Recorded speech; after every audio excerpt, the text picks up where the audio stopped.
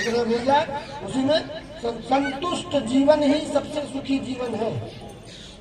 संतुष्ट जीवन ही सबसे सुखी जीवन है। अगर आप अपने जीवन से संतुष्ट हैं तो आप सुखी हैं।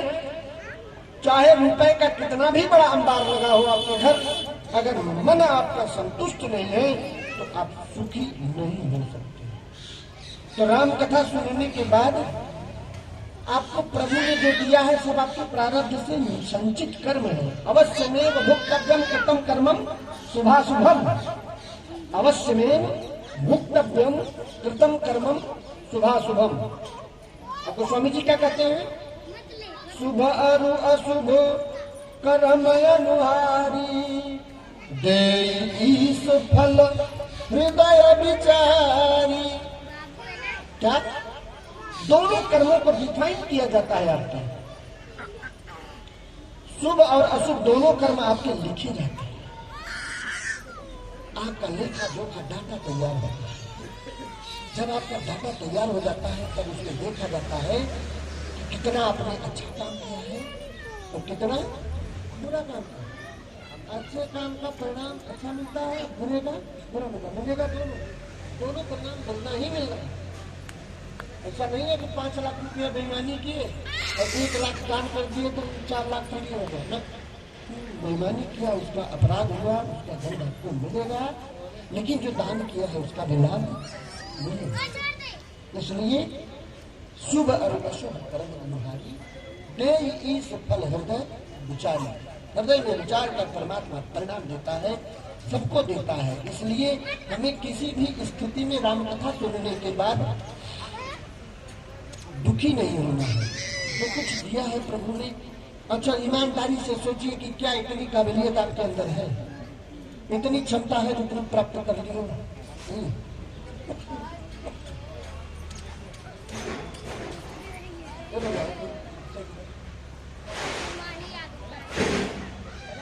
हमको प्रभु ने जितना दिया है हमारी योग्यता में कमी है, तब भी इतना पा गए हैं।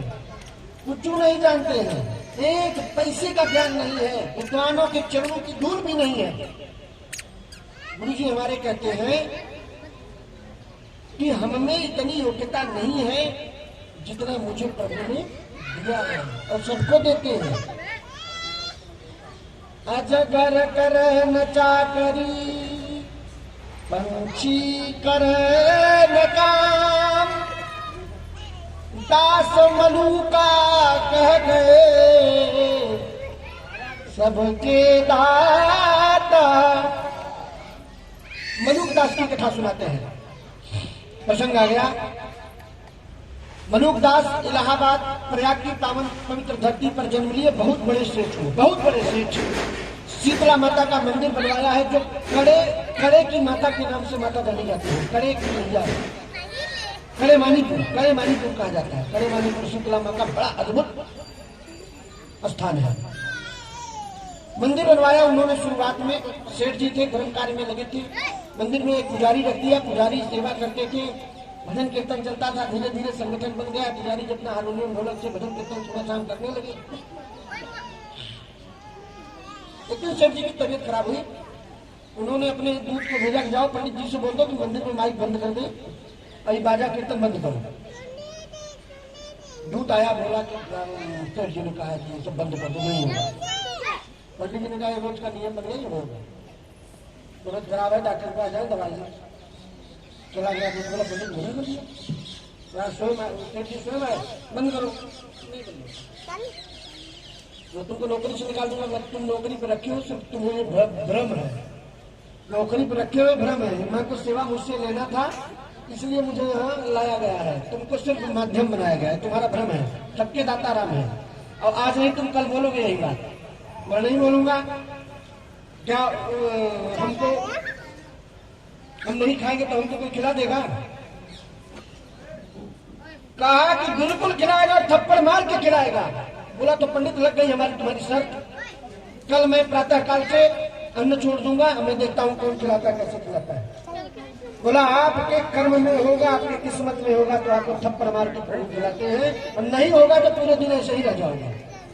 लग गई शर्त, बात हो गई। प्रातः काल सेठ जी घर से निकले और जंगल में जाके अपने एक बगीचे के एक पेड़ पे बैठ गए।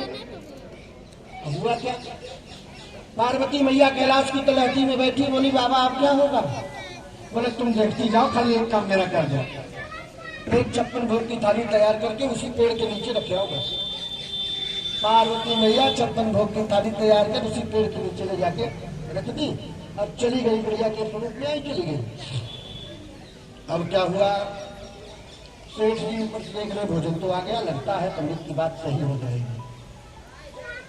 घबरा रहे हैं पर हिम्मत कसे हैं। इतने में क्या हुआ, दोपहर के समय में चोरों के सरदार वहां उपस्थित हुए और सेठ के घर में डकैती डालने का विचार करने लगे कि आज इसके यहाँ डकैती डालना है, कैसे कैसे योजना बनेगी। अब ऊपर से सेठ जी देख रहे हैं, मंत्रणा कर रहे हैं, तब तक उनकी नजर गई भोजन पे। अभी आप तो लगता है सेठवा को पता चल गया होगा, इसीलिए जहर डाल के भेजा होगा। लगता है सेठ को, जरूर सेठ को पता चल गया होगा, इसलिए जहर डाल के भेजा होगा। और इसको जो खाएगा हम लोग तो मर जाएगा, इसलिए देख कहीं कोई उसका दूध भी इधर उधर दिख रहा होगा। तो देखते देखते नजर गई तो ऊपर सेठ है, बाहर के लाए नीचे। बोले पहले इसको खो। बोले नहीं खाऊंगा, आज मैंने निकल त्याग किया है। बोला नहीं खाना पड़ेगा।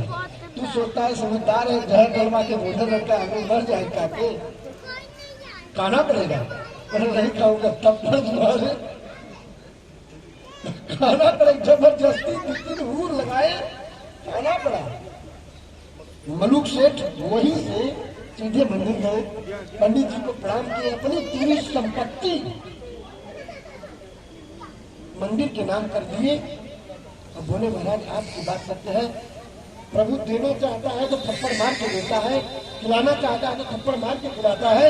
आज इस बात को सत्य होने में कोई संदेह नहीं हुआ, आज मैं समझ गया। उसी समय मनुष्य जी ने लिखा, अजगर करे न चाकरी, पंछी करे न काम, दास मलूका कह गए। पहले मलूक सेठ हुआ करते थे, मलूक दास हो गए। दास मलूका कह गए सबके दातारा। सरकार सबको देने वाले हैं विनोद जी, कोई किसी को देता है, क्योंकि लक्ष्मण की गीता यही है। लक्ष्मण की गीता यही है। एक गीता में अर्जुन को भगवान कृष्ण ने उपदेश दिया, सर्वधर्मान परित्यज्य माम एकम शरणं भज, अहम तुम सर्व पापेभ्यो मोक्षयिष्यामि शुचः। सभी धर्मों को छोड़कर जब जीव मेरे शरण में आ जाता है, भगवान कृष्ण का उपदेश है। लक्ष्मण का गीता क्या कहता है, कौन का सुख दुख कर दाता, निज कृत कर्म भोग सब भ्राता। लक्ष्मण की गीता है। लक्ष्मण ने निषाद राज को बताया है। निषाद राज ने पूछा कि लक्ष्मण जी एक बात बताओ, दुनिया का संत मत कहते हैं, वेद का सार सिद्धांत आता है कि अवश्य में भुक्तव्यम कृतम कर्मम, सब लोग अपने कर्मों को भोगते हैं, तो इन्होंने कौन सा ऐसा कर्म किया है कि अयोध्या की इतनी बड़ी संपदा को छोड़ के आज घास पे लेटे हैं। तब लक्ष्मण ने कहा कि एकदम सत्य बात यही है कि सब लोगों को अपने कर्म का फल भोगना है, इनके बुरे कर्म का ही फल है जो आज इतनी बड़ी संपदा को छोड़कर यहाँ जंगल में भटक रहे हैं, इनके कर्मों का परिणाम है। इनके भी कर्मों का परिणाम है। बोला बिल्कुल, महान दानी राजा बलि का इन्होंने उसको धोखा दिया, उसके साथ छल किया था। उस कपट का प्रभाव है कि आज क्यों, जिस समय बलि ने दान किया, तीसरा पैर रखने के लिए उसके सिर पे चले, रतनमाला नाम की उसकी बहन आई, उसने अपने दुपट्टे से एक धागा निकाल के बलि के सिर पे रखा है, और भगवान का जो एक पैर पूरे धरातल को और दूसरा पैर पूरे आकाश मंडल को नाप दिया था, तीसरा पैर उसी धागे पे रुक गया। बलि का बचाव हुआ। उसी समय से भाई बहन के इस पवित्र बंधन का त्योहार शुरू हुआ है।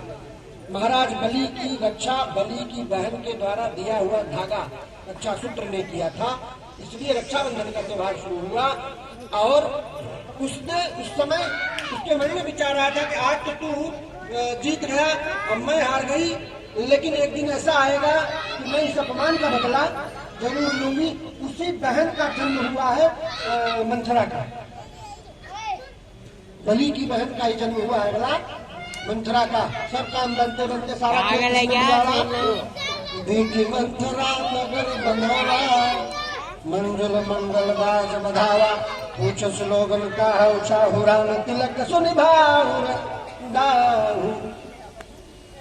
मंथरा नहीं था।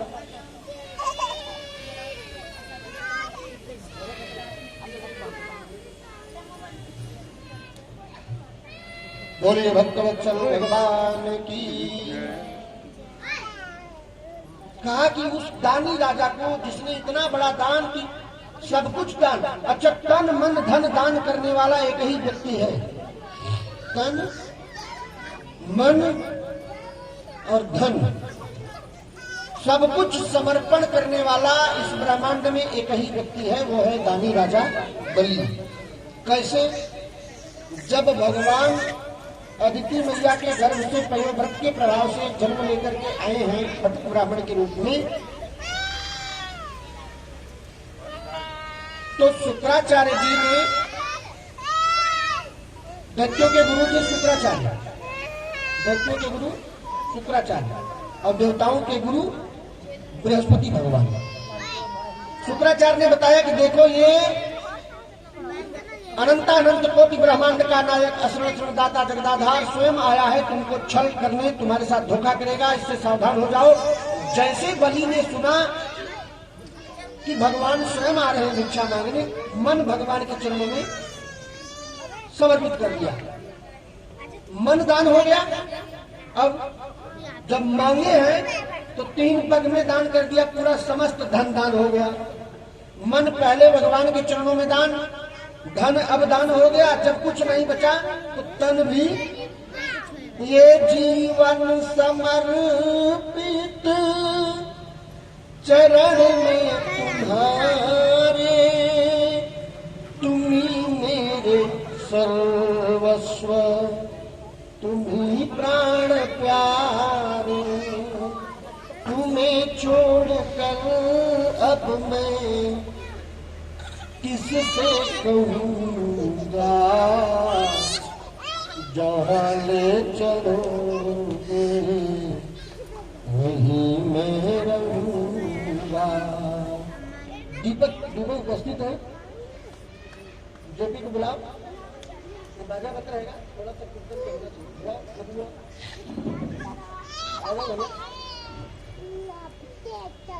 दीपक बाबू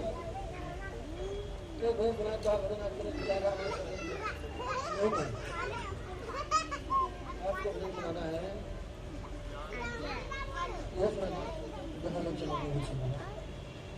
नहीं मेरे ध्यान में था बोल क्या रहे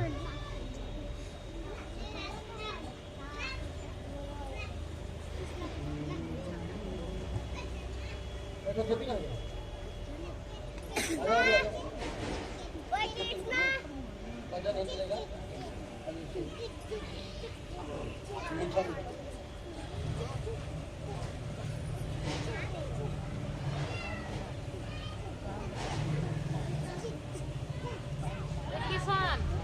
आज की कथा पंचवटी तक बस भरत जी चल दिए हैं भगवान को मनाने, चंद पादुका लेकर चलेंगे वापस भगवान पंचवटी पहुँचेंगे, जुटाई तक ले चलेंगे। तत्पश्चात कल हम लोग सुंदर कांड का पूरा प्रसन्न हमको मिल जाएगा, मंगलवार का दिन है, सुंदर कांड का कल पूरा प्रसन्न मिल जाएगा। हनुमान जी का चरित्र बढ़िया से विस्तार करें। परसों बोल प्यारे और अगले दिन करीबोल है ना।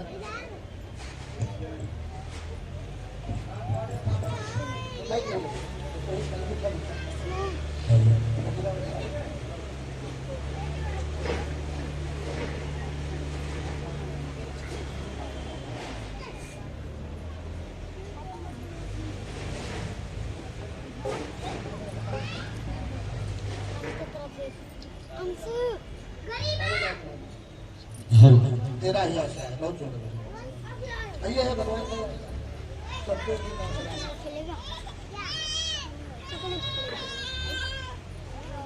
नहीं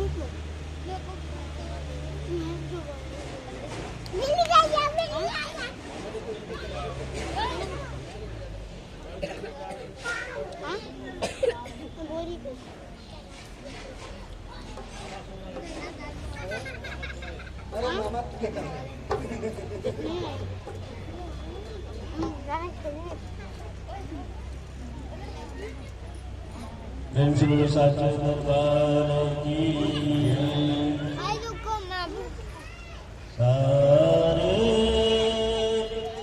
जहां मालिक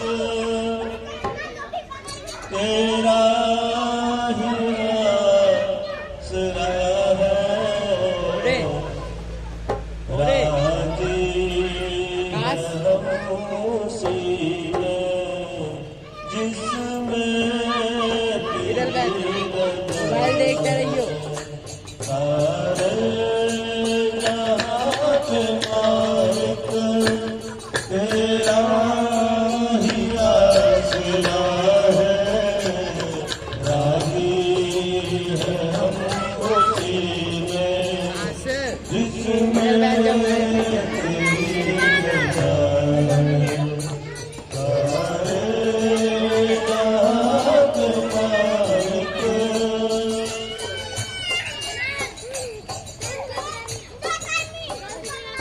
हम क्या बताओ तुमको, सब कुछ तुम्हें खबर है। हर हाल में हमारी तेरी तरफ नजर है। हम क्या बताएं तुमको, सब कुछ तुझे खबर है। हर हाल में हमारी तेरी तरफ नजर है। किस्मत हमारी उधर से ही देखना है, उधर से ही देखता रहिए, बस इसी को देखना है। राजी है हम उसी में जिसमें तेरी रजा है। सारे जहां के मालिक तेरा ही आसरा है। राजी है हम उसी में जिसमें तेरी रजा है। सारे जहां के मालिक हाथों को हम दुआ की खातिर मिलाए कैसे। सजदे में तेरे आकर सिर को झुकाए कैसे। हाथों को हम दुआ की खातिर मिलाए कैसे। सजदे में तेरे आकर सिर को झुकाए कैसे। मजबूरियां हमारी सब तू ही जानता है। राजी है हम उसी में जिसमें तेरी रजा है। सारे जहां के मालिक तेरा ही आसरा है। राजी है हम उसी में जिसमें तेरी रजा है। सारे जहां के मालिक रोकर कटे या हंस कर कटती है जिंदगानी। तू गम दे या खुशी दे सब तेरी मेहरबानी। रोकर कटे या हंस कर कटती है जिंदगानी। तू गम दे या खुशी दे सब तेरी मेहरबानी।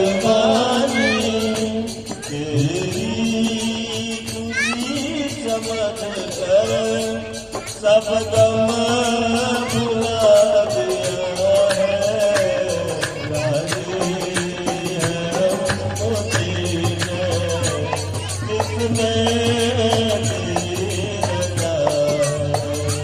सारे जहाज मार के तेरा ही आसरा है, राजी है मोती ने, जिसमें तेरी रजा है, सारे जहाज मार के दुनिया बना के मालिक जाने कहाँ छिपा है, आता नहीं नजर तू, बस एक यही गिरा है, दुनिया बना के मालिक जाने कहाँ छिपा है, आता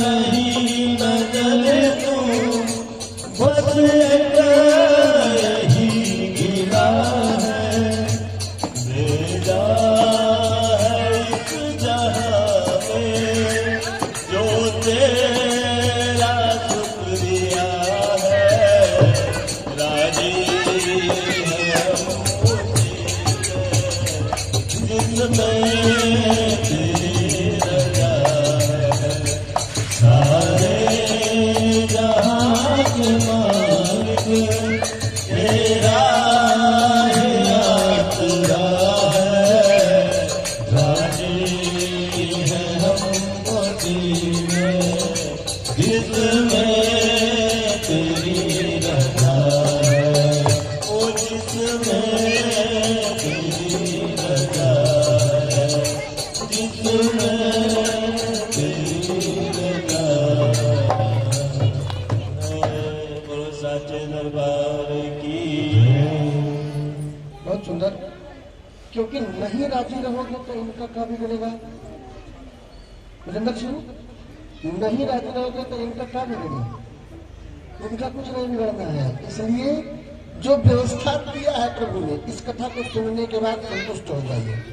आपकी किस्मत का है, आपको मिला है, उसमें प्रसन्न रहिए।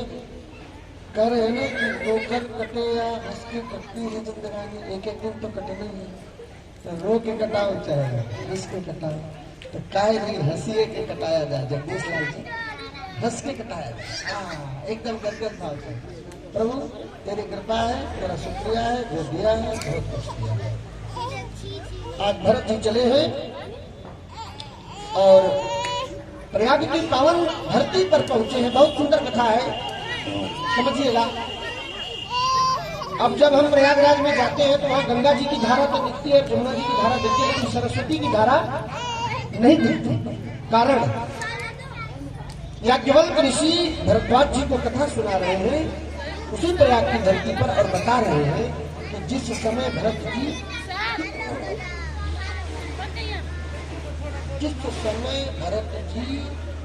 प्रयाग पहुंचे हैं, गंगा में स्नान किया, जमुना में स्नान किया, सरस्वती में स्नान नहीं किया। सरस्वती का त्याग हो गया। तुम्हारे कारण आज मेरा भैया बन में गया। मंथरा की बुद्धि घुमाई नहीं होती, मंथरा की बुद्धि घुमाई नहीं होती, कैकेयी को मंत्रा भड़काई नहीं होती, महाराज वरदान नहीं देते, और मेरा भैया वन में नहीं जाता। ये तेरा परित्याग है। सरस्वती मैया ने सोचा कि भरत साधु है, संतों का चरण जहाँ पर जाता है वो पवित्र हो जाता है, वो भूमि पवित्र हो जाती है जहाँ संतों का चरण पड़ता है। और भरत सब विधि साधु, तात भरत तुम सब विधि साधु। और साधु का चरण गंगा जी में पड़ा, गंगा जी पवित्र हो गई। जमुना जी में पड़ा, सरस्वती में नहीं पड़ रहा है, तो हाथ धो के सरस्वती प्रकट हुई है भरत जी के सामने और कहा कि भरत जी आप मेरे पवित्र जल में स्नान करके मुझे भी कृतार्थ कर दो, पवित्र कर दो। मैं आपको वचन देती हूँ कि अब मैं यहाँ से विमुक्त हो जाऊंगा। सिर्फ आपके चरणों की धूल मुझे मिल जाए। सरस्वती ने कहा कि मैं यहाँ से विलुप्त हो जाऊँ, मेरी धारा यहाँ किसी को दिखेगी नहीं, कभी जाने का मौका मिले। कितने लोग प्रयाग स्नान किए हैं? प्रयाग स्नान करने का लाभ था तभी ये कथा हो रही है। सच बात यही है। हाँ, तो आप ही के प्रयाग स्नान का फल मिला, ये कथा आ गई है। तो बड़े भाग जही दिन राम जन्म स्मृति गावे, तीरथ सकल तहाँ चलिया। और माघ मकर गत रवि जब होई, तीरथ पति आव सब कोई। एक बार भरी मकर नहाए, सब मुनीन आश्रमण सुधाए। जागवलक मुनि परम विवेकी, भरद्वाज राज पकड़ के टांग बैठ गए कि नहीं कथा सुना दी जाएगी। अब सब लोग चलेंगे कथा सुना, कथा सुना रहे हैं केवल जी भरद्वाज ऋषि को कथा। 6 जगह कथा एक साथ हो रही है। कैलाश की तलहटी मैया पार्वती सुन रही है, प्रयाग की धरती पे केवल जी सुना रहे हैं, भरद्वाज जी सुन रहे हैं। उत्तर प्रदेश के प्रतापगढ़ जिले में कुंभज ऋषि का आश्रम, जहाँ भगवान शिव सती के साथ आए हैं, कथा सुन रहे हैं। नैमिषारण्य तीर्थ में सूत जी महाराज 88,000 ऋषियों की कथा सुना रहे हैं। गंगा जी के किनारे पे गरुड़ जी महाराज कथा सुन रहे हैं, काजी जी कथा सुना रहे हैं। और एक कथा और कहाँ हुई, 6वीं,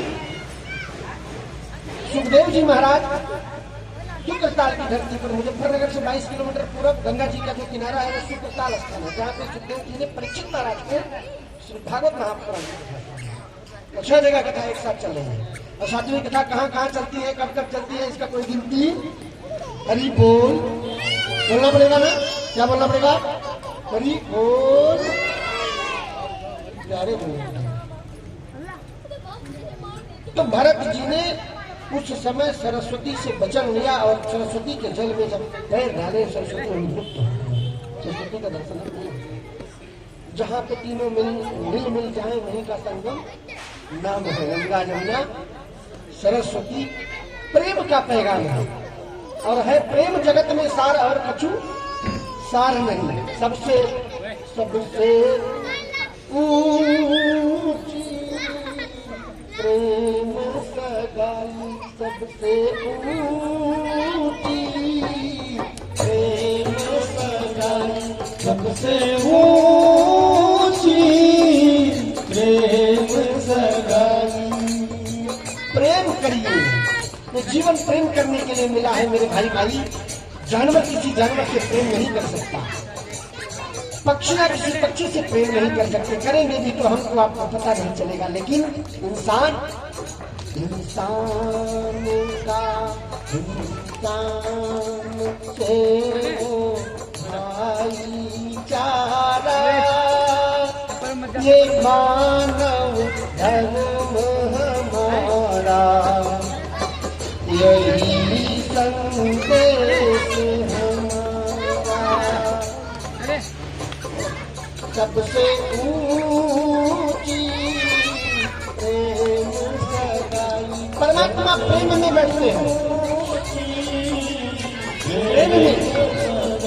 कृष्ण भगवान अर्जुन को उपदेश देते हैं, ना हम बसामि वैकुंठे योगी नाम हृदय न च, मम भक्ताः यत्र गायन्ति तत्र तिष्ठामि अर्जुन। ये अर्जुन, मैं वैकुंठ में नहीं रहता, कहाँ रहता हूँ? योगियों के हृदय में नहीं रहता।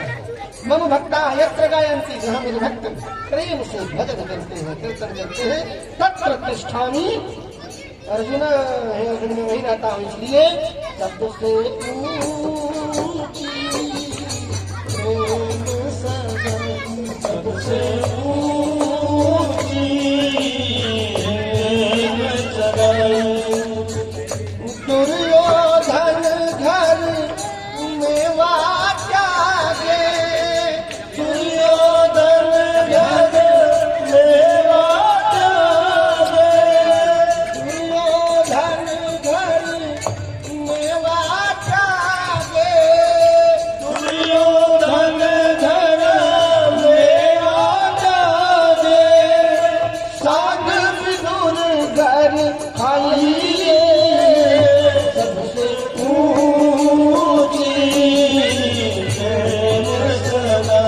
सबसे ऊंची प्रेम सगाई।